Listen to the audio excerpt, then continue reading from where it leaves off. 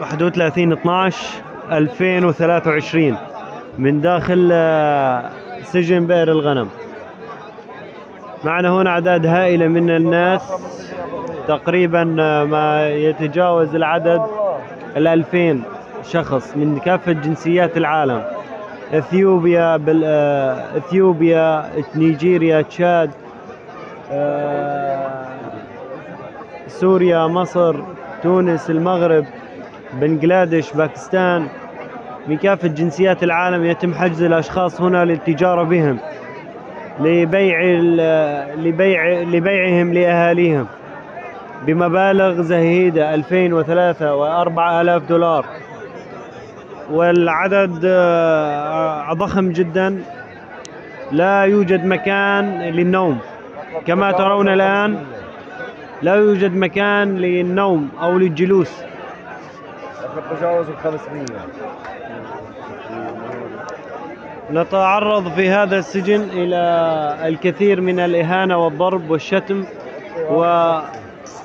وسوء الخدمة، لدرجة أنه لا يوجد مياه للوضوء ولا يوجد مياه للشرب في أغلب الأحيان. الرجاء من جميع المنظمات، من جميع الأمم المتحدة، لكل إنسان فيها وجه الأرض، تقديم المساعدة لإطلاق سبيلنا. الوضع الصحي للجميع وضع مأساوي.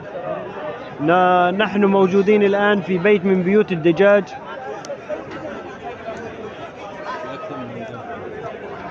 الرجاء المساعدة، الاستغاثة، الغوث يا أخوة، يا والله، من كافة جنسيات العالم. نطالب بالإنقاذ من الأمم المتحدة، نطالب بالإنقاذ من الجمعيات الخيرية، نطالب بالإنقاذ من UN، حقوق الإنسان، حقوق حيوان، حقوق النبات، حقوق أي حق بالعالم احنا نطالب فيه. لأنه هون أكبر تلوث للبيئة. تلوث للبيئة،